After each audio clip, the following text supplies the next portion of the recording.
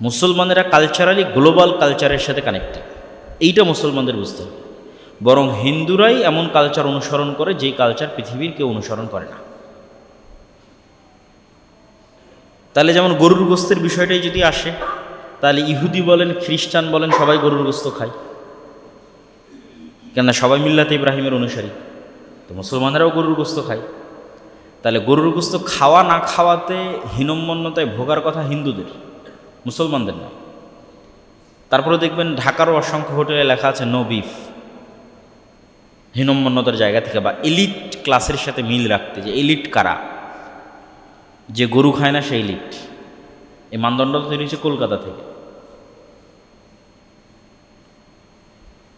ঠিক তেমনি মুসলমানি করা কি শুধু মুসলমানদের কালচার না, ইহুদিদেরও কালচার, খ্রিস্টানদেরও কালচার। তাহলে কালচারালি গ্লোবালি পৃথিবীর সবচেয়ে বড় অংশ মিল্লাতে ইব্রাহিমের অনুসারী, বিকৃত অবিকৃত যতটুকু পারছে। তাহলে হিন্দুদের যে ধর্ম, এই ধর্ম আসলে না আসমানি ধর্ম, না আব্রাহামিক রিলিজিয়ান, না গ্লোবালি আর পৃথিবীর অন্য কারোর সাথে কানেক্টেড, সম্পূর্ণ বিচ্ছিন্ন এবং সম্পূর্ণ ইললজিক্যাল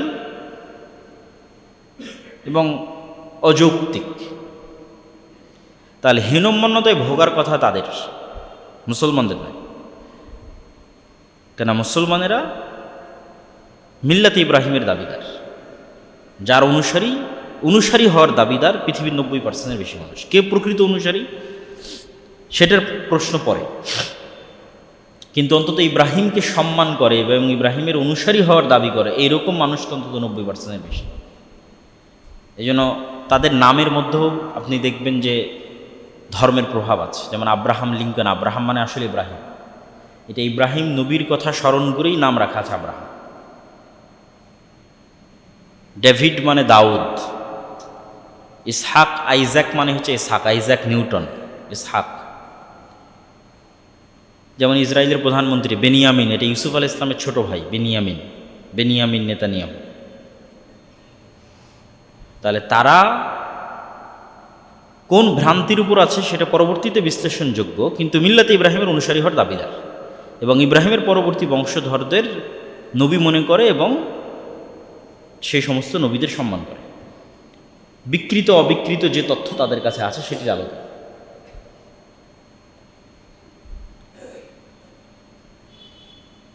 তো এই তিন ধর্মের মানুষের মধ্যে কে প্রকৃত ইব্রাহিম আলাইহিসসালামের অনুসারী, এটা জানতে হলে ইব্রাহিম আলাইহিসসালামের জীবনী এবং ইব্রাহিম আলাইহিসসালামের চিন্তা চেতনা আমাদের জানা থাকতে হবে। আর আমরা যেই মাসে অবস্থান করছি জিলহজ মাস, এই জিলহজ মাসের প্রথম 10 দিন, যা মূলত মুসা আলাইহিসসালাম যে 40 দিন তুর পাহাড়ে ইবাদত করছিলেন, ওয়াইদ ওয়া'আদনা মুসা 40 লাইলা, ওই 40 দিনের শেষ 10 দিন। আর এই জিলহজ মাস হচ্ছে হারাম মাসের অন্তর্ভুক্ত। 4টা মাসকে আল্লাহ সুবহানাহু ওয়া তাআলা হারাম করেছেন, এবং হারাম করেছেন কবে থেকে? যেদিন থেকে তিনি পৃথিবী সৃষ্টি করেছেন সেই দিন থেকে। এই মাসে যুদ্ধ বিগ্রহ মারামারি গণ্ডগোল নিষিদ্ধ, যাতে মানুষ হজ করতে পারে। তাহলে একে তো হারাম মাস, এবং হারাম মাসের মধ্যের এই 10 দিন অন্যতম শ্রেষ্ঠতম 10 দিন, যা রমাজানের চেয়েও শ্রেষ্ঠ। এবং এটাই আলেম ওলামাদের বিশুদ্ধ মতামত। রমাজানের শেষ 10 দিনের যে শ্রেষ্ঠত্ব, এটা শেষ 10 রাতের শ্রেষ্ঠত্ব, লাইলাতুল কদর। আর জিলহজ মাসের প্রথম 10 দিনের যে শ্রেষ্ঠত্ব, এটা হলো দিনের শ্রেষ্ঠত্ব, আরাফার দিন। আরাফার দিন হিসেবে রমজান মাসের দিনের চেয়ে শ্রেষ্ঠ, পৃথিবীর সর্বশ্রেষ্ঠ দিন। এবং এই 10 দিনে অনেক অসংখ্য ইবাদত একত্রিত হয়েছে, হজ, কুরবানি, সিয়াম, দান, সাদাকা, অনেক কিছু। তার বেশিরভাগই ইব্রাহিম আলাইহিসসালামের সাথে কানেক্টেড। যেটা আমরা বলেছি হজ মুহাম্মদ সাল্লাল্লাহু আলাইহি ওয়াসাল্লামের সুন্নাত না, ইব্রাহিম আলাইহিস সালামের সুন্নাত। তো এই জন্য ইব্রাহিম আলাইহিস সালামের জীবনী আমাদের জানা থাকতে হবে। আল্লাহ সুবহানাহু ওয়া তাআলা পবিত্র কোরআন মাজিদে অন্তত মিনিমাম 200-র বেশি আয়াত ইব্রাহিম আলাইহিস সালামের জীবনী বর্ণনা করতে উল্লেখ করেছে, 2 শতাধিক। এবং সম্পূর্ণ একটা আলাদা সূরা ইব্রাহিম আলাইহিস সালামের জন্য করা আছে। তো ঐতিহাসিকদের মতামত অনুযায়ী আজ থেকে প্রায় 5-5.5 হাজার বছর পূর্বে আজকের বর্তমান ইরাকের রাজধানী বাগদাদ, এই বাগদাদের নিকটবর্তী কোনো এক এলাকায় এক সভ্যতা গড়ে উঠেছিল, ব্যাবিলিয়ন সভ্যতা, বাবেল আরবি, বিবাবেলা হারুত ও মারুত। হারুত মারুত নামের ফেরেশতার গল্প আপনারা জানেন। আল্লাহ বলেছেন বাবেল নগরীতে হারুত মারুত ফেরেশতাকে অবতীর্ণ করা হয়েছিল। এটা মূলত বাগদাদের নিকটবর্তী কোনো শহর, কোনো সভ্যতা। তো ইব্রাহিম আলাইহিস সালামের জন্ম হয়েছিল রাজ পরিবারে বা মন্ত্রী পরিবারে, আমরা যদি ওই সময়ের আলোকে চিন্তা করি আর কি। এবং ইব্রাহিম আলাইহিস সালামের পিতার কাজ ছিল মূর্তি তৈরি করা। আর ইব্রাহিম আলাইহিস সালামের হেদায়েত পাওয়ার যে গল্প আল্লাহ কোরআন মাজিদে তুলে ধরেছেন, এইটা যদি আধুনিক সাইকোলজির আলোকে বিশ্লেষণ করা হয় তাহলে দেখা যায় নিজের সাথে নিজের কথোপকথন, নিজের সাথে নিজের অ্যানালাইসিস, এটার মাধ্যমে ইব্রাহিম আলাইহিস সালাম হেদায়েতের রাস্তা খুঁজে পেয়েছে। নিজেই নিজে চিন্তা করতে থাকা এবং ওনার এক্সট্রা অর্ডিনারি বুদ্ধি, চিন্তা শক্তি, থিঙ্কিং পাওয়ার, এগুলো জন্মগতই ছিল। ফলত কোনো জিনিসকে উনি সহজে অ্যাকসেপ্ট করতেন না, প্রত্যেকটাই প্রশ্ন করতেন এবং নিজে নিজেই প্রশ্ন করতে করতে উনি হেদায়েতের সন্ধান পেয়েছে, যার লম্বা বর্ণনা আল্লাহ সুবহানাহু ওয়া তাআলা কোরআন মাজিদে দিয়েছেন। যে ইব্রাহিম আলাইহিস সালাম যখন সূর্যকে দেখলেন তখন তিনি মনে করলেন যে এটিই হয়তো সবচেয়ে বড় বা সবচেয়ে শক্তিশালী কিছু। তারপরে যখন তিনি চন্দ্রকে দেখলেন, তারকাকে দেখলেন, এইভাবে ধারাবাহিক আল্লাহ সুবহানাহু ওয়া তাআলা কোরআন মাজিদে তুলে ধরেছেন। ফালাম্মা জান্না আলাইহিল লাইলু রাআ কাওকাবান ক্বালা হাযা রাব্বি ফালাম্মা আফালা ক্বালা লা উহিব্বুল আফিলিন ফালাম্মা রাআল কামারা বাযিগান ক্বালা হাযা রাব্বি। প্রথমে তারকা, তারপরে চাঁদ, তারপরে সূর্য, প্রত্যেকটা নিয়ে উনি বিশ্লেষণ করেছে, চিন্তা করেছে। চিন্তা করার পর উনি যে রেজাল্টে পৌঁছেছে সেই রেজাল্ট হচ্ছে যে এই সবগুলোকে কোনো অদৃশ্য শক্তি কন্ট্রোল করতেছে, যে হচ্ছে চিফ কন্ট্রোলার। যে অদৃশ্য শক্তি এই সবগুলোকে কন্ট্রোল করতেছে তিনি হচ্ছেন ইবাদতের যোগ্য, এরা ইবাদতের যোগ্য না। এদের পরিবর্ধন, উত্থান পতন এবং পৃথিবীরও প্রত্যেকটা জিনিসেরই পরিবর্ধন, উত্থান পতন, জীবন মৃত্যু ইত্যাদি প্রমাণ করে যে এরা সেলফ সাস্টেইন, নিজে নিজে টিকে থাকতে পারবে এরকম নয়। তাহলে যিনি সেলফ সাস্টেইন, নিজেই টিকে থাকেন এবং বাকি সব কিছুকে কন্ট্রোল করেন, তিনি অন্য কেউ।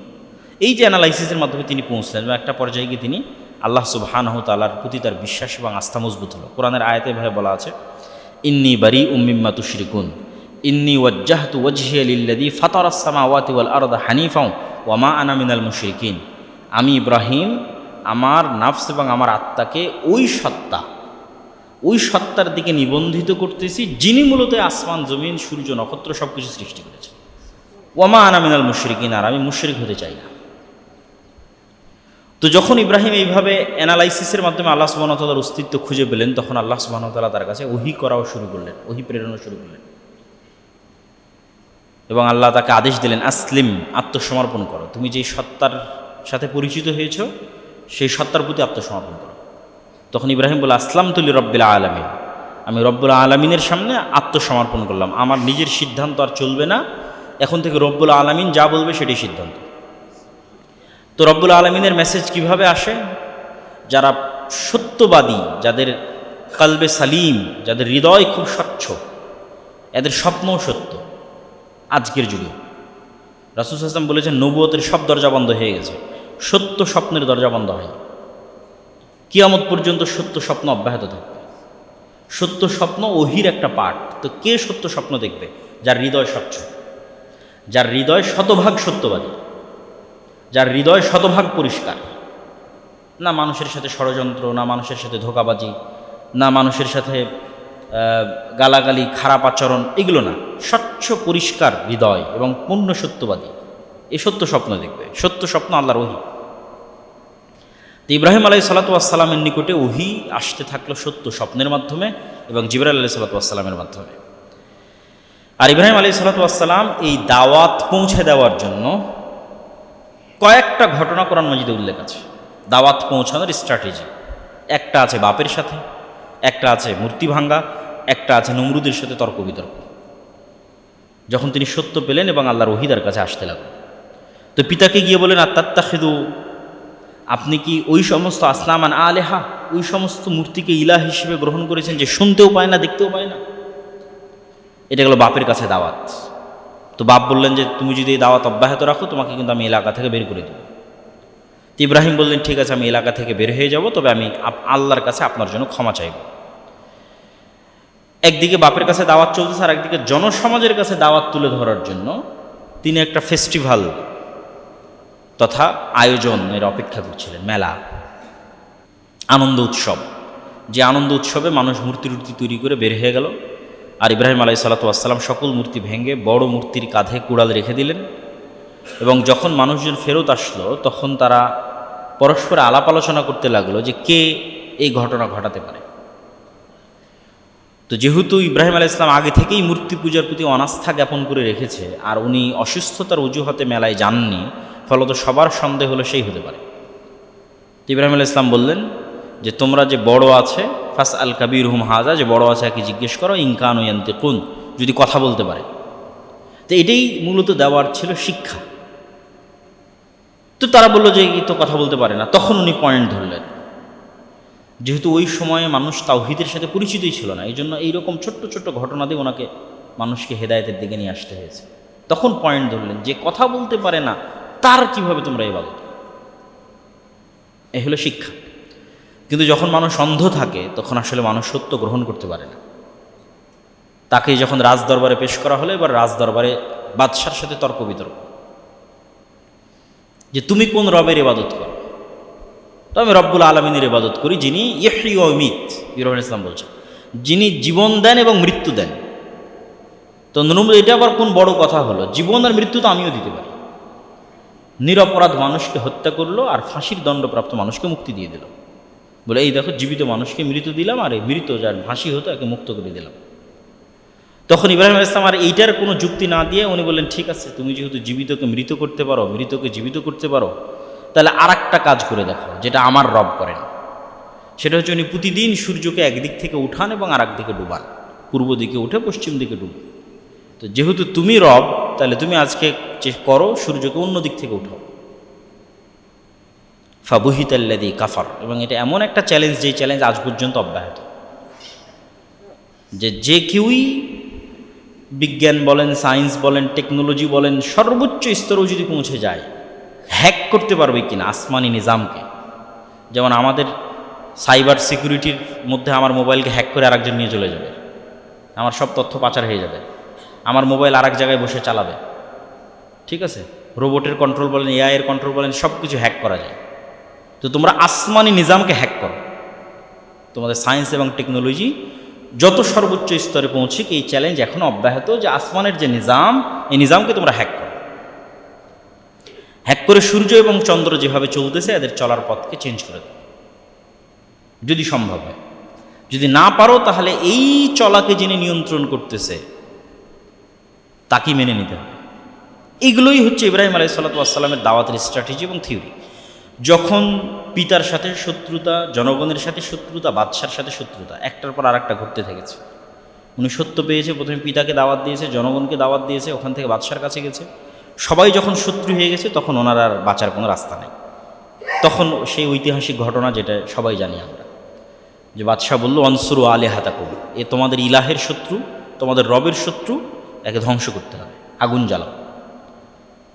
এবং আগুন প্রজ্বলিত করে ইব্রাহিম আলাইহিসসালাতু ওয়াসসালামকে সেখানে নিক্ষেপ করা হলো। আল্লাহ বললেন, কুলনা ইয়া নারু কুনি বারদাম ওয়া সালামান আলা ইব্রাহিম। আল্লাহ আগুনকে বললেন, তুমি আজকে ইব্রাহিমের জন্য ঠান্ডা শীতল হয়ে যাও। এবং ইব্রাহিম আলাইহিসসালাতু ওয়াসসালাম যখন আগুন শেষ হয়ে যাওয়ার পর বের হয়ে আসতেছেন, তখন অক্ষত, এবং অক্ষত অবস্থায় যখন বের হয়ে আসতেছেন, তখন বাদশাহ বুঝলো যে তাকে যেহেতু হত্যা করা সম্ভব হচ্ছে না, সেহেতু তাকে দেশ ছাড়া করাই সবচেয়ে সহজ উপায়। আর আল্লাহর পক্ষ থেকেও ইব্রাহিম আলাইহিসসালাতু ওয়াসসালাম হয়তো হিজরতের জন্য অনুমতি প্রাপ্ত ছিলেন। সকল নবী এবং দায়ীর জীবনে হিজরত একটা পার্ট। তো ইব্রাহিম আলাইহিসসালাতু ওয়াসসালাম হিজরত করলেন ইরাক থেকে ফিলিস্তিন, শাম, সিরিয়া। আজকের ফিলিস্তিন এবং আজকের সিরিয়া এক নামেই পরিচিত, সেই নামটা হচ্ছে শাম। শামে হিজরত করলেন, ফিলিস্তিনে হিজরত করলেন। এই জন্য মুহাম্মদ সাল্লাল্লাহু আলাইহি ওয়াসাল্লাম বলেছেন, কিয়ামতের পূর্ব মুহূর্তে হক থাকবে কোথায়? যেখানে আমার পিতা ইব্রাহিম হিজরত করে গেছিলেন। এক জায়গায় মুহাম্মদ সাল্লাল্লাহু আলাইহি ওয়াসাল্লাম হিজরত করে গেছে, সেটা হচ্ছে মদিনায়, ওখানে কিয়ামত পর্যন্ত হক থাকবে। আর এক জায়গায় মুহাম্মদ সাল্লাল্লাহু আলাইহি ওয়াসাল্লামের পিতা ইব্রাহিম আলাইহিস সালাম হিজরত করেছেন শাম, ওখানে কিয়ামত পর্যন্ত হক থাকবে এবং হকের অনুসারীরা থাকবে, আজও আছে। তো ইব্রাহিম আলাইহিসসালাম যখন শামে গেলেন, কখন কোথায় কিভাবে বিবাহ হলো তার বিস্তারিত বর্ণনা কোরআন এবং হাদিসের মধ্যে পাওয়া যায় না। সরাসরি স্ত্রীর সাথে ঘটনা শুরু। তো বিবাহ যখন বাপের সাথে ছিলেন তখনও হয়ে থাকতে পারে, যখন ফিলিস্তিনে আসছেন তখনও হতে পারে। সারা আলাইহা সালাতু ওয়াসসালাম হচ্ছেন ইব্রাহিম আলাইহিসসালাতু ওয়াসসালামের প্রথম স্ত্রী। আর মিশর আর এই ফিলিস্তিনের কানেকশন হচ্ছে ঐতিহাসিক, 5000 বছরেরও পুরাতন কানেকশন। এই রাস্তা, এই পথ, ওই একই পথ যে পথে ইব্রাহিম আলাইহিস সালাম এখন চলতেছে, ওই সেম পথে মুসা আলাইহিস সালাম পালিয়ে গেছিলেন। আবার একবার পালিয়ে গেছিলেন ফেরাউনের ভয়ে জীবন বাঁচাতে, আর একবার পালিয়ে গেছিলেন দলবল বানু ইসরাইল সহ শাম বা ফিলিস্তিন আশ্রয় নিতে। ওই একই পথে এখন ফিলিস্তিন এবং গাজার মানুষ ত্রাণ নেওয়ার জন্য মিশরে যায়, একই রাস্তা। ওই একই রাস্তায় ইব্রাহিম আলাইহিসসালাম হয়তো ফিলিস্তিনে কোনো দুর্ভিক্ষের কারণে খাদ্য সংগ্রহের আশায় মিশর যাচ্ছিলেন। যেই ঘটনা সহিহ বুখারীতে এসেছে যে জালেম বাদশাহ নারীদের প্রতি তার ছিল লোলুপ দৃষ্টি, আর বুখারীর ইবারত অনুযায়ী সারা আলাইহিসসালাম ছিলেন তৎকালীন বিশ্বের সবচেয়ে সুন্দরী নারী। কিছু কিছু মুফাসসির লিখেছেন হাওয়া আলাইহিসসালামের পরে কিয়ামত পর্যন্ত এত সুন্দরী নারী আর আসেনি অথবা আসবে না, সারা আলাইহিসসালাম যত সুন্দর ছিলেন। তো যখন জালেম বাদশার দৃষ্টি তার দিকে পড়ল, লম্বা ঘটনা, তিনি জালেম বাদশার কাছে গেলেন, তার কাছে সময় চাইলেন সালাত এবং অজুতে দাঁড়ালেন, অজু করে সালাতে দাঁড়ালেন এবং আল্লাহর কাছে বললেন, হে আল্লাহ, আমি যদি আপনার প্রতি এবং আপনার নবী ইব্রাহিমের প্রতি ঈমান আনয়ন করে থাকি, ও আহসান তুফারজি, আর আমার লজ্জাস্থানের হেফাজত করে থাকি, ফালা তুসাল্লিত আলাইয়াল কাফের, তাহলে আজকে এই কাফেরকে আমার উপর চাপিয়ে দিয়েন না, আমার উপর বিজয় করিয়েন না। তো সাথে সাথেই সে প্যারালাইজড অবস্থায় পড়ে গেল এবং হাত পা মাটিতে আঘাত করতে লাগলো, ছটপট করতে লাগলো এবং সারাকে বলতে লাগলো, তুমি আমাকে বাঁচাও। এবং সারা আলাইহিসসালামও বুঝলেন এই যদি মারা যায় তাহলে জনগণ মনে করবে আমি হত্যা করেছি। তখন তিনি আবার আল্লাহর কাছে দোয়া করলেন। তো পরপর এই ঘটনা 3 বার ঘটছে, তথা সে তার খারাপ কাজের দিকে এগিয়ে যাচ্ছে, সারা আলাইহিসসালাম দোয়া করছেন, সে উল্টে পড়ে যাচ্ছে, আবার সে অনুনয় বিনয় করে কান্নাকাটি করে চাচ্ছে আমাকে বাঁচাও, সারা আলাইহিসসালাম আবার আল্লাহর কাছে দোয়া করছেন, আবার সে সুস্থ হয়ে যাচ্ছে, আবার সে এগিয়ে যাচ্ছে সারা আলাইহিসসালামের দিকে। তো ঘটনা এরকম 3 বার। তো এখানে যেটা বোঝা যায় যে সারার সাথে আল্লাহ সুবহানাহু ওয়া তাআলার যে কানেকশন, এটা এতটা ডাইরেক্ট কানেকশন যে উনি মুখ দিয়ে যখন যেটা উচ্চারণ করতেছেন সাথে সাথে ওটা বাস্তবায়ন হয়ে যাচ্ছে। আল্লাহ সুবহানাহু ওয়া তাআলার কিছু কিছু বান্দা এই স্তরে পৌঁছে যায়, যেই স্তরে পৌঁছে গেলে তার মুখ দিয়ে যেটা উচ্চারিত হয় ওটা বাস্তবায়ন করা আল্লাহর জন্য লাজিম হয়ে যায়। আল্লাহ সুবহানাহু ওয়া তাআলা ওটা করা তার নিজের জন্য আত্মসম্মানের মাধ্যম মনে করেন, যে আমার এই বান্দা এটা বলেছে, এটা না করা মানে আল্লাহ সুবহানাহু ওয়া তাআলা আত্মসম্মানে আঘাত লাগা। এইরকম নিকটতর স্থানে আল্লাহ সুবহানাহু ওয়া তাআলার পৌঁছে যায় দুনিয়ার কিছু মানুষ, ওই রকম তিনিও একজন। তো বাদশাহ যখন বুঝলো যে না, এনার আমি কোনো ক্ষতি করতে পারবো না, তখন সে তার কাছে যে সমস্ত মহিলারা ছিল তাদের মধ্যে সবচেয়ে ভালো, সবচেয়ে উন্নত বংশের, সবচেয়ে অভিজাত বংশের, হয়তো কোনো যুদ্ধের সময় বন্দী অবস্থায় তার কাছে ছিল, হাদিয়া হিসেবে হাজরা আলাইহিসসালাতু ওয়াসসালামকে সারা আলাইহিসসালাতু ওয়াসসালামের সাথে দিলেন, ইব্রাহিমের সাথে। আর যেহেতু সারার গর্ভে কোনো সন্তান ইব্রাহিমের ছিল না, সেহেতু সারার সম্মতিতেই ইব্রাহিম আলাইহিসসালাতু ওয়াসসালাম দ্বিতীয় বিবাহ করলেন হাজরা আলাইহিসসালাতু ওয়াসসালাম সন্তানের আশায়। এবং প্রথম সন্তান যখন হয়, বিভিন্ন ইতিহাসবিদের মতে যে ইসমাইল আলাইহিস সালাম যখন হয় তখন ইব্রাহিম আলাইহিস সালামের বয়স 80 বছর প্লাস, যেটা কোরআন মাজিদেও এসেছে যে আলহামদুলিল্লাহিল্লাযী ওয়াহাবালি, ওই সত্তার আমি প্রশংসা করছি যে সত্তা আমাকে বার্ধক্য বয়সে আলাল কিবার ওয়াহাবালি ইসমাইল ও ইসহাক, আমাকে ইসমাইল এবং ইসহাক দিয়েছেন আমার বার্ধক্য অবস্থায়, বৃদ্ধ অবস্থায়। তো প্রথমে ইসমাইল। তো যে স্ত্রীর সন্তান হয় তার প্রতি স্বাভাবিকভাবে স্বামীর ভালোবাসা এবং আগ্রহ বাড়ে, সন্তানের প্রতি আদর এবং যত্ন এবং স্নেহ বাড়ে। তো এবং মেয়েদের স্বভাবজাত স্বভাব হচ্ছে তারা একটু হলেও স্বামীর যে ভালোবাসা, এই ভালোবাসা যখন ভাগ হয় তখন ঈর্ষান্বিত হয়, এটা স্বাভাবিক, জন্মগত। রাসূল সাল্লাল্লাহু আলাইহি ওয়াসাল্লামের স্ত্রীরাও হয়েছে। তো এইটার সমাধান কল্পে আল্লাহর আদেশে, এবং এটার পিছনে আল্লাহর হিকমা ছিল, আল্লাহর আদেশে ইব্রাহিম আলাইহিসসালাতু ওয়াসসালাম হাজেরাকে এবং তার সন্তান ইসমাইলকে রেখে আসলেন 1200 কিলোমিটার, তথা প্রায় 1 থেকে 1500 কিলোমিটারের দূরত্বের পথ মক্কা। লোকেশন আল্লাহ সুবহানাহু ওয়া তাআলা সেট করে দিয়েছে। ওইটাই আল্লাহর হিকমা, যে ইব্রাহিমের এক সন্তান আবাদ করবে মসজিদে আকসা, আর ইব্রাহিমের আর এক সন্তান আবাদ করবে বাইতুল্লাহ কাবা। আর কিয়ামত পর্যন্ত যত নবী আসবে এই দুই সন্তানের বংশে আসবে। এইটাই আল্লাহর পূর্ব নির্ধারিত সিদ্ধান্ত ছিল, কিন্তু সেটাই তিনি ঘটাচ্ছেন এত কিছুর মধ্যে দিয়ে, এত উত্থান পতনের মধ্যে দিয়ে সেটা ঘটতেছে। তো ইসমাইল এবং হাজেরা আলাইহিস সালাতু ওয়াস সালামকে যখন মক্কায় 1200 কিলোমিটার দূরে রেখে আসতেছেন, তখন সহিহ বুখারীর ইবারতে ইব্রাহিম আলাইহিস সালাতু ওয়াস সালাম ফেরত আসতেছেন এবং হাজেরা আলাইহিস সালাতু ওয়াস সালাম তাকে বারবার জিজ্ঞেস করছেন, আইনা তাযহাব আনতা ইব্রাহিম, আপনি কোথায় যাচ্ছেন হে ইব্রাহিম? তখন তিনি কোনো উত্তর দিচ্ছেন না। যখন উত্তর দিচ্ছেন না, তখন তিনি বাধ্য হয়ে বললেন, আল্লাহ আমারাক, আল্লাহ কি আপনাকে আদেশ দিয়েছে? তখন ইব্রাহিম আলাইহিস সালাম বললেন, হ্যাঁ, আল্লাহ আমাকে আদেশ দিয়েছে। তখন হাজেরা বললেন, ফালা ইউদাইয়ানা আল্লাহ আবাদা, যদি আল্লাহর আদেশ হয় তাহলে আমাদের হেফাজতের জিম্মেদারির দায়িত্ব আল্লাহর, তাহলে আমাদেরকে আর ধ্বংস এবং ক্ষতি কেউ করতে, কেন এটা এমন এক ওয়াদি, এমন এক উপত্যকা, ওই হাদিসের ইবারতের মধ্যে আছে লাইসা ফিহি ইনসুন ওয়ালা শাই, এই উপত্যকায় মানুষ তো নাই ওয়ালা শাই, কিছুই নাই, পশু পাখি জীব জন্তু জানোয়ার গাছপালা কিচ্ছু না। অন্তত বাংলাদেশের মতো কোথাও রেখে গেলে গাছপালা থাকতো, গাছপালা থাকলে জঙ্গল থাকতো, জঙ্গল থাকলে পশু প্রাণী থাকতো, কিন্তু এটা তো রাখা হচ্ছে ধুধু মরুভূমির মধ্যে, হাজার হাজার কিলোমিটার আশেপাশে মরুভূমি, তাহলে মরুভূমিতে গাছপালা হয় না। যেহেতু মরুভূমিতে গাছপালা নাই এবং জনবসতি নাই, সেহেতু পশু প্রাণীও নাই। তো লাইসা ফিহি ইনসুন ওয়ালা শাই, মানুষও নাই, কিছুই নাই, এমন উপত্যকা রেখে যাচ্ছে। এবং একই কথা কোরআনে ইব্রাহিম আলাইহিস সালাতু ওয়াস সালাম যখন হাজেরাকে রেখে আড়াল হলেন পাহাড়ের, তখন তিনি যখন আল্লাহর কাছে দোয়া করতেছেন, তখনও ওই জায়গায় আছে, আল্লাহুম্মা ইন্নী আসকানতু মিন যুররিয়াতি বিওয়াদিন গায়রা জি যারইন ইনদা বাইতিকাল মুহাররম, হে আল্লাহ, আমি এমন উপত্যকায় আমার স্ত্রী সন্তানকে রেখে যাচ্ছি, গায়রা জি যারইন, যেখানে একটা গাছপালাও নাই। এটা কোরআনের আয়াত, এমন উপত্যকায় রেখে যাচ্ছে। এবং সেখানে ইব্রাহিম আলাইহিস সালাতু ওয়াস সালাম যখন তার সন্তানদেরকে সেখানে রেখে যান, তখন তিনি যে দোয়া করেছেন, এই দোয়ার ধারাবাহিকতা, যেটা বললাম যে হে আল্লাহ, আমি আমার সন্তানদেরকে এমন উপত্যকায় রেখে যাচ্ছি যেখানে কোনো গাছপালা নাই, কেন? রব্বানা লিইয়ুকিমুস সালাহ, হে আল্লাহ, তারা যেন এখানে সালাত কায়েম করতে পারে।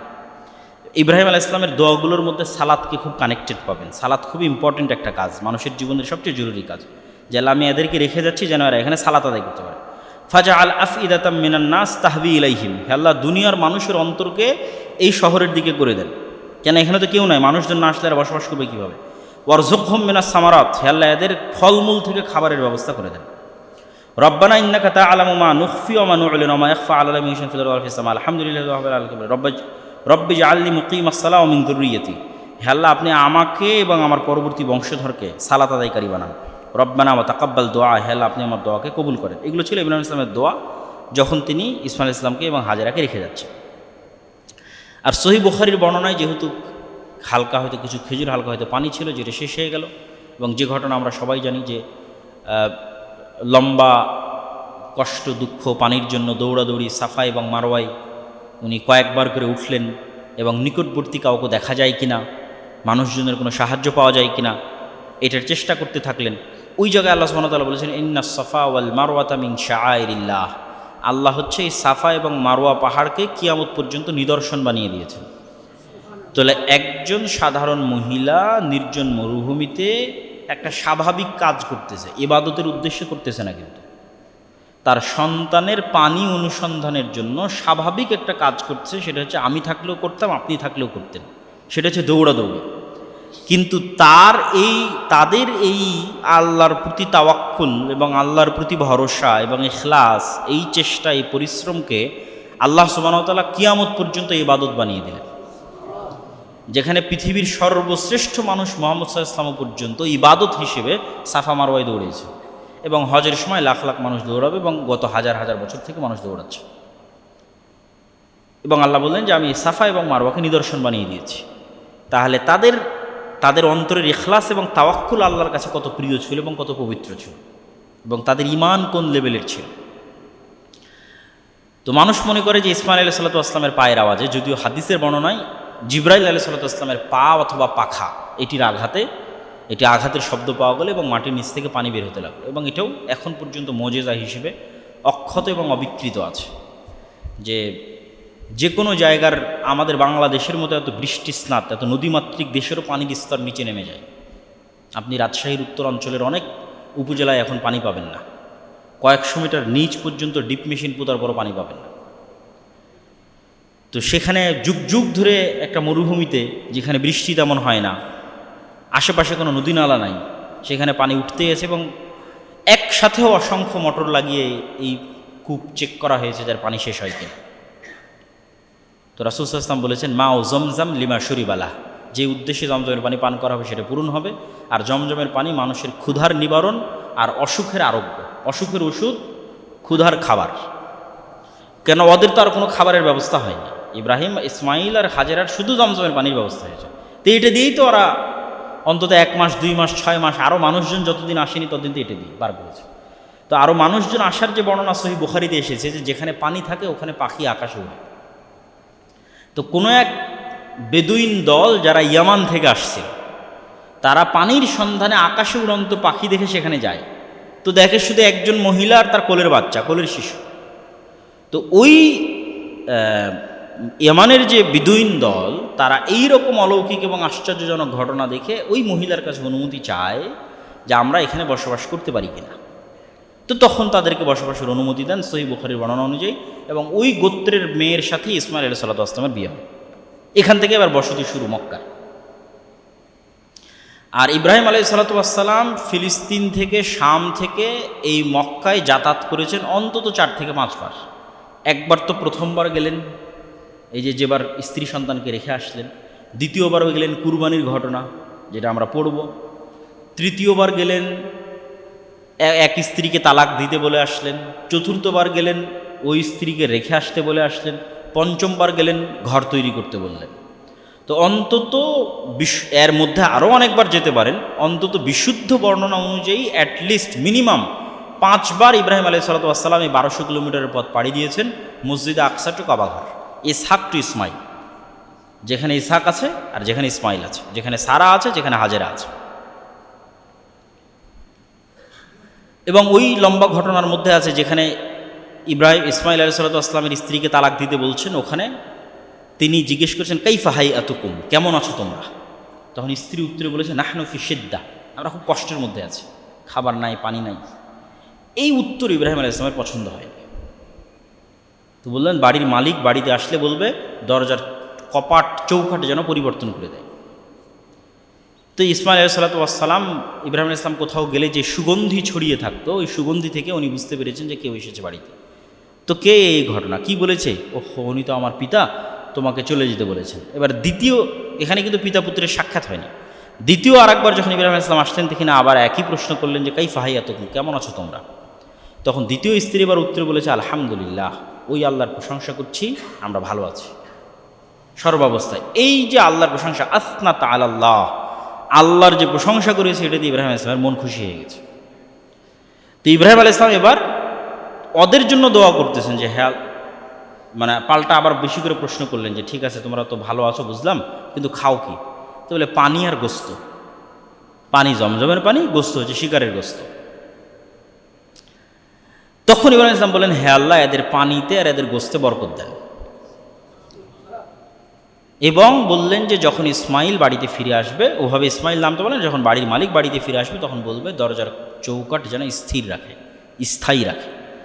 এবার শেষবার যখন পঞ্চমবার ইব্রাহিম আলাইহিস সালাম আসতেছেন, ওয়াইদ ইয়ারফাউ ইব্রাহিমুল কওয়াইদ মিনাল বাইত ওয়া ইসমাইল রব্বানা তাকাব্বাল মিন্না, যেটা সূরার শুরুতে, বক্তব্যের শুরুতে পাঠ করেছে যে আয়াতগুলো, যে এবার ইব্রাহিম আলাইহিস সালাম এসে বললেন যে আল্লাহ সুবহানাহু ওয়া তাআলার একটা ঘর এখানে ছিল, ইন্না আউওয়ালা বাইতুম উদিআ লিন-নাস বিবাক্কা, ফেরেশতাদের মাধ্যমে আল্লাহ তৈরি করেছিলেন। আদম আলাইহিস সালাতু ওয়াস সালাম এখানে ইবাদত করতেন, নূহ আলাইহিস সালাতু ওয়াস সালামের বন্যায় সেই ঘর ধ্বংস হয়ে গেছে। ওই এক্সাক্ট সেম লোকেশনে, সেম মাপকাঠিতে, সেম মানদণ্ডে ঘর তৈরি করতে হবে, আল্লাহর আদেশ। তখন ইসমাইল এবং ইব্রাহিম আলাইহিস সালাতু ওয়াস সালাম মিলে ওই ঘর তৈরি করলেন এবং আল্লাহ সুবহানাহু ওয়া তাআলা হাজর আসওয়াদকে লিফট হিসেবে ব্যবহার করার অলৌকিক ক্ষমতা দিলেন, উঁচুতে উঠা এবং নিচে নামার, পাথরের উপর পাথর বসানোর জন্য। যে হাজর আসওয়াদ এখনও সেখানে আছে, যে মাকাম ইব্রাহিম, হাজর আসওয়াদ বলছি, মাকাম ইব্রাহিম এখনও সেখানে আছে।